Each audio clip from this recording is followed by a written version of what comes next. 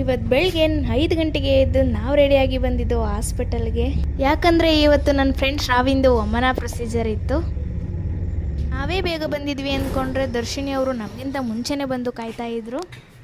Sir ಇನ್ನೂ ಬಂದಿರಲಿಲ್ಲ, ಹಾಗೆ ಪೇಷಂಟ್ ಸಹ ಇನ್ನೂ ಬಂದಿರಲಿಲ್ಲ. ಸೊ ಅವ್ರಿಗೋಸ್ಕರ ವೆಯ್ಟ್ ಮಾಡ್ತಾ ಇದ್ವಿ.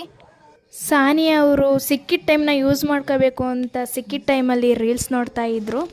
ವಮನ ಪ್ರೊಸೀಜರ್ ಸ್ಟಾರ್ಟ್ ಆಗೇ ಬಿಡ್ತು. ಆ ಕಡೆ ಶ್ರಾವ್ಯ ಅವರು ವಮನ ಮಾಡ್ತಿದ್ರೆ, ಈ ಕಡೆ ಸುಸ್ತಾಗ್ತಿದ್ದು ಸಾನಿಯಾ ಅವರು. ವಮನ ಪ್ರೊಸೀಜರ್ ಮುಗಿಸ್ಕೊಂಡು ಪೇಷಂಟ್ನ ಕರ್ಕೊಂಡು ನಾವು ಬಂದಿದ್ದು ಹಾಸ್ಟೆಲ್ಗೆ. 5 ಮಿನಿಟ್ಸ್ ಲೇಟಾಗಿ ಹೋದ್ವಿ ಅಂತ ಫಸ್ಟ್ ಪೀರಿಯಡೇ ಈಚೆ ಹಾಕ್ಬಿಟ್ಟಿದ್ರು. ಹೋಗಿ ನೋಡಿದರೆ ಬೋರ್ಡ್ ಮೇಲೆ ಬ್ರಹ್ಮಲಿಪಿ ಇತ್ತು. ಇದ್ದಿದ್ರು ಏನೂ ಅರ್ಥ ಆಗ್ತಿರ್ಲಿಲ್ಲ ಅಂತ ಅಂದ್ಕೊಂಡು ಸುಮ್ಮನೆ ಆದೆ.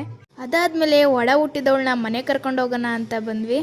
ಕಿಟ್ ಟೈಮಲ್ಲಿ ಕುಷ್ಕ ಕಬಾಬು ತಿನ್ಕೊಂಡು ಪ್ರಾಣಿ ಹಿಂಸೆ ಮಹಾಪಾಪ ಅಂತ ಗೊತ್ತಿದ್ರು ಮಟನ್ನು ಚಿಕನ್ನು ಪ್ಯಾಕ್ ಮಾಡಿಸ್ಕೊಂಡು ಮನೆಗೆ ಬಂದ್ವಿ. ಈ ಮುಗ್ಧ ಜೀವಿ ನೋಡ್ತಾ ಇದ್ರೆ ಎಲ್ಲಿ ನನ್ನ ಮನ್ಸು ಕರಗಿ ಮತ್ತೆ ರಿಟರ್ನ್ ಅವ್ರಿಗೆ ಕೊಟ್ಬಿಡ್ತೀನಿ ಅಂತ ಬೇಗ ಬಂದೆ. ನಮ್ಮ ತಂಗಿಗೆ ಐಸ್ ಕ್ರೀಮ್ ತಿನ್ನಬೇಕು ಅಂತ ಆಸೆ ಆಗಿ ಐಸ್ ಕ್ರೀಮ್ ತಗೊಬರಕ್ಕೆ ಹೋದ್ಲು. ನನಗೂ ಸ್ವಲ್ಪ ಏನಾದರೂ ತಿನ್ನಬೇಕು ಅನಿಸಿ ನಾನು ತರೋಣ ಅಂತ ಹೋದೆ. ಮನೆಗೆ ಬಂದ್ವಿ. ನಮ್ಮಪ್ಪ ತುಂಬ ಶ್ರದ್ಧೆಯಿಂದ ಅವ್ರ ಕೆಲಸ ಮಾಡ್ತಾಯಿದ್ರು. ಗಂಡ ಹೆಂಡತಿ ಇಬ್ಬರು ಸೇರಿ ಕಾರಿಗೆ ಸ್ನಾನ ಮಾಡಿಸಿದ್ರು.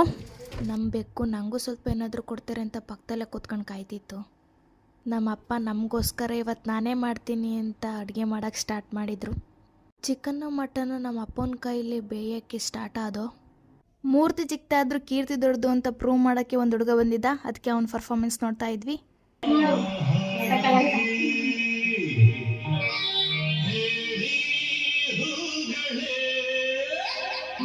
ಒಂದು ಎಂಟರ್ಟೈನ್ಮೆಂಟ್ ಮುಗಿದ್ಮೇಲೆ ಇನ್ನೊಂದು ಎಂಟರ್ಟೈನ್ಮೆಂಟ್ ಸ್ಟಾರ್ಟ್ ಆಯಿತು.